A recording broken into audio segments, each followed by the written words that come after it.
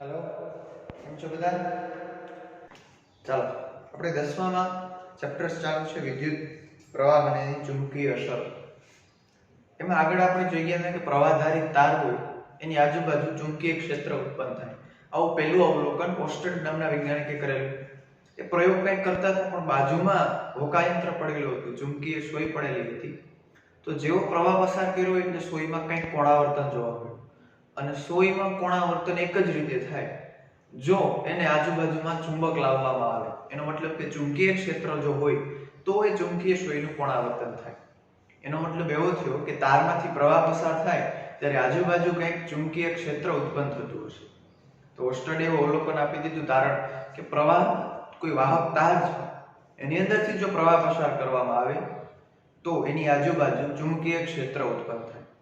એના માટે આગળ આપણે જોઈ ગયા હતા ચુંબકીય ક્ષેત્ર કેવી રીતે ઉત્પન્ન થાય એની દિશા જાણવા માટે. માની લો કે કંઈક તાર રાખેલો છે. હવે હોકાયંત્રની સોય રાખવાની છે અને આપણે ખ્યાલ છે હોકાયંત્ર છે તે ગોઠવાય કઈ બાજુ? ઈન ધ્રુવ ઉત્તર બાજુ અને એસ ધ્રુવ દક્ષિણ બાજુ. આ હોકાયંત્રની સોય આવી રીતે ગોઠવાય.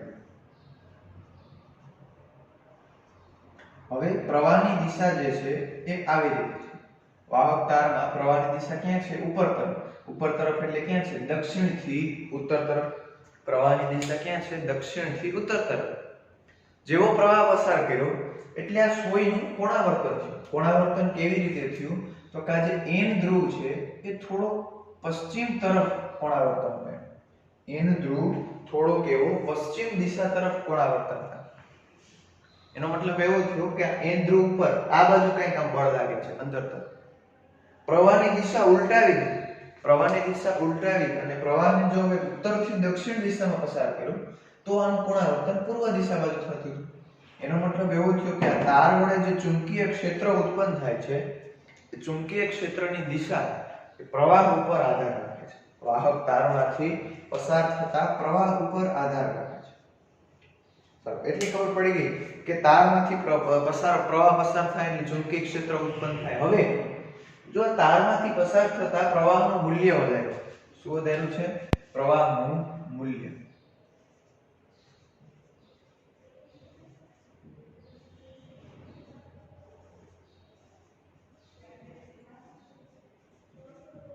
ચાલો પ્રવાહનું મૂલ્ય વધારે તો જોવા કંઈક એવું મળ્યું. માની લો કે પહેલા અમુક સ્થાયી પ્રવાહ પસાર કર્યો, માની લો કે 0.5 એમ્પિયર અથવા તો 1 એમ્પિયર, તો આ જે એન ધ્રુવ છે એનું થોડુંક એવું કોણાવર્તન છે. પણ જો પ્રવાહના મૂલ્યમાં વધારો કર્યો, અહીંયાથી જે પ્રવાહ પસાર થાય છે વિદ્યુત પ્રવાહ એના મૂલ્યમાં વધારો કર્યો, એના મૂલ્યમાં વધારો એટલે કે 1 એમ્પિયરમાંથી 2 અથવા તો 3 એમ્પિયર કર્યું, તો આના કોણાવર્તનમાં વધારો થયો. આના કોણાવર્તનમાં વધારો થયો એનો મતલબ કે આની ઉપર ચુંબકીય બળ જે લાગતું હતું એમાં વધારો થયો. તો ચુંબકીય બળ તો કોના વડે લાગતું હતું? તો આ તાર વડે જે ઉત્પન્ન થયું એના વડે. તો જેવો પ્રવાહ પસાર કર્યો એટલે આજુબાજુ જે ઉત્પન્ન થતું ચુંબકીય ક્ષેત્ર છે એના મૂલ્યમાં વધારો થાય. પ્રવાહનું મૂલ્ય વધારતા ચુંબકીય ક્ષેત્રનું મૂલ્ય વધે અને પ્રવાહ ઘટાડતા ચુંબકીય ક્ષેત્રનું મૂલ્ય ઘટે. ચાલો ચુંબકીય ક્ષેત્રના મૂલ્યની વાત થઈ ગઈ અને આપણે ખ્યાલ છે કે ચુંબકીય ક્ષેત્ર જે છે એ કઈ રાશિ છે? સદિશ રાશિ. કારણ એને મૂલ્ય અને દિશા બંને છે, ક્યારેય છેદતી નથી. ચાલો તો હવે બીજું પ્રવાહની દિશા ઉલટાવવામાં આવે.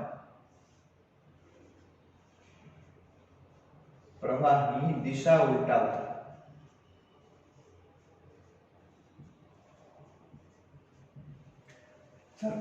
પેલા પ્રવાહ ક્યાં હતો? દક્ષિણથી ઉત્તર, તો કોણાવર્તનથી પશ્ચિમ બાજુ. હવે પ્રવાહની દિશા ઉલટાવીને પ્રવાહને ઉત્તરથી દક્ષિણ દિશામાં જો હટાવવામાં આવે તો કોણાવર્તન પેલા જે પશ્ચિમ બાજુ થતું જે પૂર્વ બાજુ છે. એનો મતલબ એવો થયો કે પ્રવાહની દિશા તદ્દન વિરુદ્ધ કરી દીધી તો આ કોણાવર્તનની દિશા પણ વિરુદ્ધ થઈ ગઈ. એનો મતલબ એવો થયો કે પ્રવાહની દિશા બદલાય તો એની આજુબાજુ ઉત્પન્ન થતા ચુંબકીય ક્ષેત્રની દિશા બદલાય. મતલબ કે આજુબાજુ ઉત્પન્ન થતું ચુંબકીય ક્ષેત્ર એમાંથી પસાર થતા પ્રવાહના મૂલ્ય અને દિશા આ બંને ઉપર આધાર રાખે. ચાલો હવે આપણે જોવાનું એ છે કે આની બાજુ જે ચુંબકીય ક્ષેત્ર ઉત્પન્ન થાય છે એ ચુંબકીય ક્ષેત્ર ઉત્પન્ન થયું કેવી રીતે ઉત્પન્ન થયું હશે, એની ભાત કેવી હશે. આપણે આગળ લેક્ચરમાં જોઈ ગયા તો થોડું ઘણું કે વર્તુળાકાર માર્ગે હોય ચુંબકની આજુબાજુ જો એની ભાત જોવી હોય તો લોખંડનો ભૂકો ભભરાવી અને પૂઠા ઉપર અને પૂઠાને થોડા ટકોર મારો એટલે આખું ભાત સ્વરૂપે બંધગાળો રચાય એવી ક્ષેત્ર રેખાઓ બને. જેવી રીતે લોખંડનો ભૂકો ગોઠવાનો બસ એ એના ચુંબકીય ક્ષેત્રની દિશા. તો અહીંયા પણ આપણે કેવી ભાત હશે તારની આજુબાજુ ચુંબકીય ક્ષેત્રની એની રચના જોવી છે. એના માટે શું કરવા તો કે આ તાર જે છે એ તારને કોઈ પૂઠામાંથી જાડું પૂઠું હોય એમાંથી કાણું પાડી અને તારને પસાર કરી દો.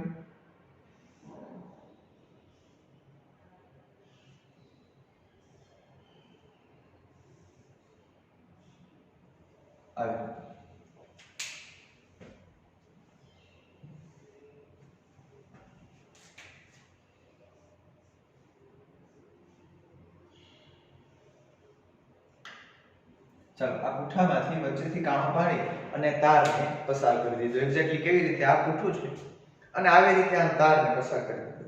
તાર આમ ફિક્સ રહે એવી રીતે આમ સરકી ન શકે એવી રીતે આમ તારને ફિક્સ કરી દીધો આવી રીતે પૂઠા. હવે આ પૂઠાની ઉપર લોખંડનો ભૂકો નાખવાનો છે. લોખંડનો ભૂકો ભભરાવી અને પછી જેવો પ્રવાહ પસાર કર્યો એટલે આ જે લોખંડનો ભૂકો છે એ તારની આજુબાજુ આવી રીતે વર્તુળાકાર માર્ગે ગોઠવાય. અને વર્તુળાકાર માર્ગ તો ખરો પણ કેવા વર્તુળો તો કે સમકેન્દ્રીય વર્તુળો. સમકેન્દ્રીય વર્તુળો મતલબ કે એનું વર્તુળનું કેન્દ્ર એક જ હોય. કયું તો કે આ તારમાં જે આપણે છિદ્ર પાડેલું છે એ પૂઠામાં એ કેન્દ્રની આજુબાજુ આવી રીતે જે લોખંડનો ભૂકો છે એ ભભરાવેલો હતો. જેવો પ્રવાહ પસાર કર્યો એટલે લોખંડનો ભૂકો આપણે નાખેલો છે એટલે અસ્તવ્યસ્ત હશે બધું, પણ જેવો પ્રવાહ પસાર કર્યો એટલે આવી રીતે વ્યવસ્થિત સમકેન્દ્રીય વર્તુળાકાર ભાતમાં ગોઠવાઈ ગયો. એનો મતલબ એવો થયો કે તારની આજુબાજુ ચુંબકીય ક્ષેત્ર છે વર્તુળાકાર માર્ગમાં હશે. એની દિશા કેવી હશે? વર્તુળાકાર. ચાલો હવે દિશા તો વર્તુળાકાર છે, સોરી એની જે રચના છે એ તો વર્તુળાકાર છે, પણ આની દિશા કેવી હશે? આની દિશા કેવી હશે? દિશા કેવી હશે મતલબ કે ચુંબકની અંદર આપણે જે જોઈ ગયા ગજિયા ચુંબકની અંદર કે એમાં આપણે હોકાયંત્ર મૂક્યું તો આપણે ખબર પડી ગઈ કે એન ધ્રુવમાંથી ચુંબકીય ક્ષેત્ર રેખાઓ નીકળે અને ફરી અને પાછી એસ ધ્રુવમાં દાખલ થાય. ગજિયા ચુંબકમાં આપણે ચેપ્ટરની શરૂઆતમાં જોઈ ગયા. બસ સેમ ટુ સેમ અહીંયા પણ એવું જ જોવાનું છે કે અહીંયા ચુંબકીય ક્ષેત્ર રેખાઓ છે વાહક તારની આજુબાજુ. તો એ કેવી રીતે છે? આની દિશા આમ સમઘડી દિશામાં છે કે વિષમઘડી દિશામાં એ જોવાનું છે. તો એ જોવા માટે હોકાયંત્રની સોય અહીંયા રાખવાનું. અહીંયા હોકાયંત્રની સોય રાખી દો. હોકાયંત્ર અને સોયનો એન ધ્રુવ જે દિશા દર્શાવે એ ચુંબકીય ક્ષેત્રની દિશા થઈ ગઈ. હોકાયંત્રની સોયનો એન ધ્રુવ જે દિશા દર્શાવે એ દિશા જે છે એ આ જે ચુંબકીય ક્ષેત્ર ઉત્પન્ન થયું એની દિશા થઈ ગઈ. પણ આપણે ચુંબકીય સોયનો આગળના લેક્ચરમાં જોઈ ગયા હતા, પણ આની દિશા જાણવા માટે ફ્લેમિંગે જમણા હાથના અંગૂઠાનો નિયમ આપી દીધો.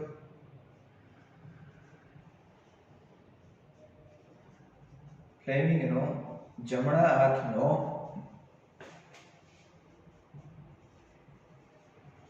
અંગૂઠાનો નિયમ.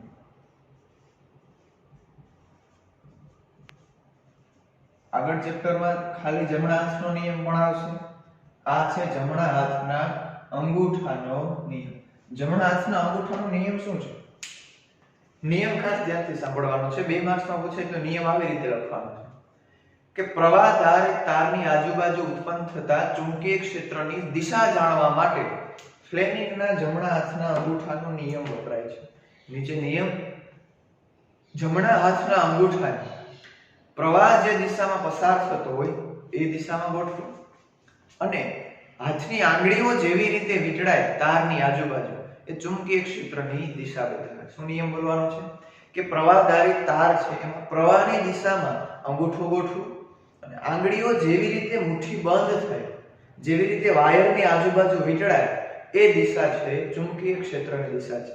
તાર વડે ઉત્પન્ન થતા ચુંબકીય ક્ષેત્રની દિશા. ચાલો અહીંયા માની લો કે તાર છે એની દિશા પ્રવાહની દિશા આમ છે ઉપર તરફ. ચાલો હવે આ સાફ કરી દઈએ. એટલી ખબર પડી ગઈ આપણે કે તારની આજુબાજુ જે ચુંબકીય ક્ષેત્ર ઉત્પન્ન થયું એ વર્તુળાકાર માર્ગે. કેવા માર્ગે હશે? વર્તુળાકાર માર્ગે. અને જો ચુંબકીય ક્ષેત્ર અંદર જતું હોય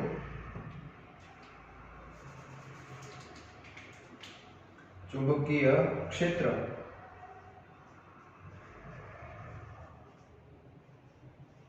અંદર તરફ, તો એને આપણે દર્શાવશું ક્રોસ વડે, અને ચુંબકીય ક્ષેત્ર બહાર નીકળતું હોય તો એને આપણે દર્શાવશું ડોટ વડે. માની લો કે ચુંબકીય ક્ષેત્ર પુસ્તકને પાનાને લંબ રૂપે અંદર તરફ જતું હોય અથવા તો બોર્ડની સપાટીમાં અંદર તરફ જતું હોય તો એને આપણે દર્શાવશું ક્રોસ વડે, અને જો બહાર નીકળતું હોય તો એને આપણે દર્શાવશું ડોટ વડે. શું કરવાનું છે? ફ્લેમિંગના જમણા હાથના અંગૂઠાનો નિયમ, પ્રવાહની દિશામાં અંગૂઠો ગોઠવી દો, પછી આંગળીઓ જે બાજુ બંધ થાય એ ચુંબકીય ક્ષેત્રની દિશા. ચાલો, અહીંયા પ્રવાહની દિશા ક્યાં છે? તો પ્રવાહની દિશા આવી રીતે ઉપર તરફ છે. વિદ્યુત પ્રવાહની દિશા આ વાહક તારમાં ક્યાં છે? આવી રીતે ઉપર તરફ. ચાલો, તો શું કરવાનું? પ્રવાહની દિશામાં અંગૂઠો ગોઠવી દો, આંગળીઓને વારો, તો અહીંથી આમ મુઠ્ઠી વાળવી હોય તો અહીં ક્યાં જાય? બોર્ડમાં અંદર. પછી અહીંથી આમ ફરીને અહીંથી આમ આંગળી ક્યાં આવે? બહાર. તો પ્રવાહ ઉપર જતો હોય તો એની આજુબાજુ જે ચુંબકીય ક્ષેત્ર ઉત્પન્ન થયું હશે એ ચુંબકીય ક્ષેત્ર આ બાજુથી અંદર જતું હશે, આ બાજુથી બોર્ડની અંદર જતું હશે, આમ ફરી પાછળથી આટો ફરી અને પાછું અહીંયા બહાર નીકળતું હશે. તો પ્રવાહધારી તાર, માની લો કે આ જે સ્કેલ છે એ પ્રવાહધારી તાર છે. પ્રવાહ નીચેથી ઉપર તરફ જાય તો કરવાનું શું છે? તો કે પ્રવાહની દિશામાં અંગૂઠો ગોઠવો. ચાલો, અંગૂઠો ગોઠવી દીધો. હવે મુઠ્ઠી બંધ થાય, આમ સ્કેલની ફરતે, આ વાયરની ફરતે વીંટળાઈ જાય એવી રીતે મુઠ્ઠી બંધ કરવાની છે. અંગૂઠો અહીંયા જ રાખવાનો છે. ચાલો, હવે મુઠ્ઠી વાળો એટલે અહીંથી આંગળીઓ ક્યાં જાય? આમ અંદર. તો અહીંથી ચુંબકીય ક્ષેત્ર ક્યાં જતું હશે? અંદર. પછી આમ પાછળથી રાઉન્ડ મારી અને અહીંથી પાછો આમ બહાર નીકળે. તો પ્રવાહ ઉપર તરફ જતો હોય તો ચુંબકીય ક્ષેત્ર ક્યાં હશે? અહીંથી બહાર, પાછો અહીંથી આમ ફરીને આવે. તો આવી રીતે ચુંબકીય ક્ષેત્ર છે. પ્રવાહ ઉપર જતો હશે તો ચુંબકીય ક્ષેત્રની દિશા આવી રીતે. ચાલો, માની લો કે પ્રવાહ જે છે એ નીચે તરફ છે. હવે પ્રવાહની દિશા ક્યાં છે? નીચે તરફ. અહીંયા એક વાયર દોર્યું. ચાલો, આમાં પ્રવાહની દિશા નીચે તરફ છે. તો પેલો નિયમ શું છે આપણો? પ્રવાહની દિશામાં જમણા હાથનો અંગૂઠો ગોઠવો. પ્રવાહની દિશામાં જમણા હાથનો અંગૂઠો ગોઠવો. ચાલો, અંગૂઠો જમણા હાથનો ચાલો આવી રીતે ગોઠવી દીધો. હવે મુઠ્ઠી બંધ કરો. મુઠ્ઠી બંધ કરી તો અહીંયાથી આમ બોર્ડમાંથી આંગળીઓ બહાર નીકળે, અને અહીંથી આમ થઈ મુઠ્ઠી બંધ કરો એટલે અહીંથી અંદર હોય. તો અહીંયાથી ચુંબકીય ક્ષેત્ર રેખાઓ બહાર નીકળે અને અહીંયાથી અંદર જાય. જો પ્રવાહની દિશા બદલાઈ ગઈ. પહેલા પ્રવાહ ક્યાં હતો? ઉપર. તો જમણી બાજુ ચુંબકીય ક્ષેત્ર અંદર જતું હતું, પૂર્વ દિશામાં ચુંબકીય ક્ષેત્ર અંદર જતું હતું અને પશ્ચિમમાંથી બહાર નીકળતું હતું. મતલબ આવી રીતે ચુંબકીય ક્ષેત્ર. પણ હવે પ્રવાહની દિશા ઉલટાઈ ગઈ તો ચુંબકીય ક્ષેત્ર અહીંથી બહાર અંદર જાય છે અને અહીંથી નીકળે છે. તો હવે ચુંબકીય ક્ષેત્રની દિશા પહેલા હતી એના કરતા વિરુદ્ધ થઈ. તો પ્રવાહની દિશા ઉલટાવવામાં આવે તો એની આજુબાજુ જે ચુંબકીય ક્ષેત્ર ઉત્પન્ન થાય છે એની દિશા પણ બદલાય. માની લો કે ચુંબકીય ક્ષેત્ર વિદ્યુત પ્રવાહધારી તાર છે, આમ આવી રીતે આડો પડેલો છે. આ તાર છે. પ્રવાહ અહીંયાથી આ બાજુ જાય આવી રીતે. આમ અહીંયા જોઈએ આકૃતિમાં તો પ્રવાહની દિશા જે છે એ પશ્ચિમથી પૂર્વ તરફ છે. પ્રવાહની દિશા ક્યાં છે? પશ્ચિમથી પૂર્વ તરફ. તો ચુંબકીય ક્ષેત્ર કેવી રીતે ઉત્પન્ન થયું છે? તો પ્રવાહની દિશામાં આંગળીઓ અંગૂઠો ગોઠવી દો. હવે મુઠ્ઠી બંધ કરો તો અહીંથી મુઠ્ઠી ક્યાં જાય? અંદર. અને અહીંથી મુઠ્ઠી ક્યાં આવે? આમ આંગળીઓ બહાર. અહીંથી ચુંબકીય ક્ષેત્ર અંદર જતું હશે, આમ ફરી અને અહીંયાથી બહાર. તો ચુંબકીય ક્ષેત્રની દિશા કેવી રીતે હશે? આવી. અહીંયાથી અંદર, અહીંયાથી બહાર. હવે પ્રવાહની દિશા જો ઉલટાઈ જાય તો પ્રવાહની દિશા આ બાજુ હોય તો પ્રવાહની દિશા વિરુદ્ધ, તો ચુંબકીય ક્ષેત્રની દિશા વિરુદ્ધ. ચાલો, અંગૂઠો ગોઠવી દો પ્રવાહની દિશામાં. અંગૂઠો ગોઠવી દો. ચાલો, ગોઠવી દીધો. અંગૂઠો નીચે ગોઠવવાનો તો અહીંથી બહાર નીકળે, આમ ફરી અને અહીંયાથી અંદર. ચાલો, હવે પ્રશ્ન આવો પૂછાય કે તમારી દિશામાં પ્રવાહ આવે છે. તમારી દિશામાં એક વાહક તાર રહેલો છે અને પ્રવાહની દિશા તમારી દૂરથી તમારી નજીક આવે છે. એનો મતલબ કે જો મારે એની દિશા જોવી હોય તો આમ મારે સ્કેલ રાખવી પડે, અને મારે માટે પ્રવાહની દિશા ક્યાં છે? મારી તરફ આવે. તો મારે અંગૂઠો કઈ બાજુ ગોઠવવાનો? પ્રવાહની દિશામાં. ક્યાં હાથ? જમણા હાથનો અંગૂઠો. તો પ્રવાહની દિશા આમ છે તો અંગૂઠો મારે આવી રીતે ગોઠવવો પડે. આમ અંગૂઠો કઈ બાજુ છે? જો મારી પાસે. હવે મુઠ્ઠી બંધ કરો તો અહીંથી અંદર જાય અને અહીંથી બહાર. તો મને કેમ દેખાય પ્રવાહની દિશા? આવી. ઘડિયાળ આમ ફરતી હોય, મને પ્રવાહની દિશા આમ મળે. મતલબ કે વિષમ ઘડી દિશામાં પ્રવાહની દિશા. તો સિમ્પલ યાદ રાખવાનું છે કે વાહક તારની આજુબાજુ ઉત્પન્ન થતા ચુંબકીય ક્ષેત્રની દિશા જાણવા માટે જમણા હાથના અંગૂઠાનો નિયમનો ઉપયોગ થાય. નિયમ શું? પ્રવાહની દિશામાં અંગૂઠો ગોઠવો. આંગળીઓ જેવી રીતે તારને વીંટળાય એ ચુંબકીય ક્ષેત્રની દિશા દર્શાવે છે. ચાલો હવે એક તો ખબર પડી કે કોના ઉપર આધાર રાખે? પ્રવાહના મૂલ્ય ઉપર અને પ્રવાહની દિશા ઉપર. મૂલ્ય વધે તો પણ આ ચુંબકીય ક્ષેત્રનું મૂલ્ય વધશે, દિશા બદલાય તો પણ ચુંબકીય ક્ષેત્રની દિશા બદલાઈ જાય. હજી એક છે અંતર. મૂલ્ય સાથે સમપ્રમાણમાં છે, મતલબ ચુંબકીય ક્ષેત્રને દર્શાવાય b વડે. ચુંબકીય ક્ષેત્રને શેના વડે દર્શાવાય? b વડે. કોના ઉપર આધાર રાખે? પ્રવાહના મૂલ્ય અને દિશા ઉપર. તેવું કહી શકાય કે પ્રવાહ સાથે સમપ્રમાણમાં છે. પ્રવાહ વધે તો ચુંબકીય ક્ષેત્ર વધે, પ્રવાહ ઘટે તો ચુંબકીય ક્ષેત્ર ઘટે. ચલો બીજું છે તારથી અંતર કેટલું હશે. માની લો કે અહીંયા વકાયંત્રની સોય રાખેલી છે, જે આપણે રાખેલી હતી એ જ પ્રમાણે અહીંયા વકાયંત્રની સોય રાખી દીધી, પ્રવાહ પસાર કરી દીધો. ધારો કે પ્રવાહ પસાર કર્યો છે આપણે 2 એમ્પિયર, તો આ સોયનું કંઈક કોણાવર્તન થયું હશે. હવે આ જો સોયને ધીમે ધીમે દૂર લઈ જાય તો એનું જેટલું પણ માનો કે કોણાવર્તન એનું આટલું છે 2 એમ્પિયર પ્રવાહથી. હવે સોયને તમે જેમ જેમ દૂર લેતા જશો એનું કોણાવર્તન ઘટતું જશે અને ખૂબ દૂર જાઓ એટલે પાછું એ ઉત્તર અને દક્ષિણ દિશામાં સ્થિર થઈ જશે. પાછી જેવી રીતે આપણે નજીક લાવશું એટલે ઉત્તર દક્ષિણ દિશામાંથી એમાંથી ધીમે ધીમે કોણાવર્તન થતું જશે અને પાછું તારની નજીક આવશે એટલે હતી એવી રીતે કોણાવર્તન થઈને સ્થિર થઈ જશે. એનો મતલબ એવો થયો કે જેમ જેમ તમે તારથી દૂર જાઓ એમ ચુંબકીય ક્ષેત્રના મૂલ્યમાં શું થતો જાય? ઘટાડો. અને તારની નજીક આવો એમ ચુંબકીય ક્ષેત્રના મૂલ્યમાં શું થતો જાય? વધારો. તો અંતર સાથે એ વ્યસ્ત પ્રમાણમાં છે. અંતર સાથે કેવા પ્રમાણમાં છે?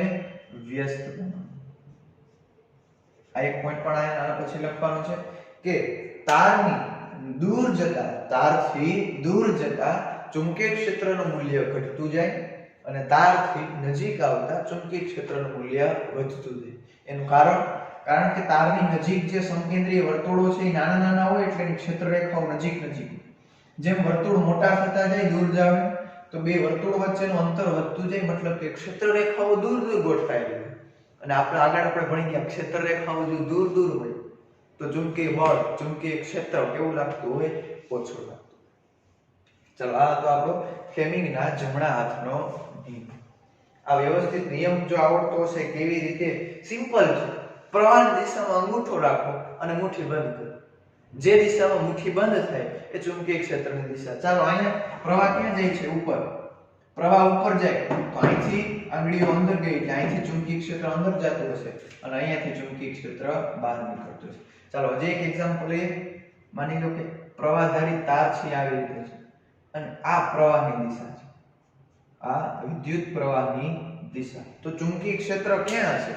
અહીંયાથી અંદર જતું હશે કે અહીંયાથી અંદર જતું હશે? ચાલો શું કરવું? પ્રવાહની દિશામાં જમણા હાથનો અંગૂઠો રાખો.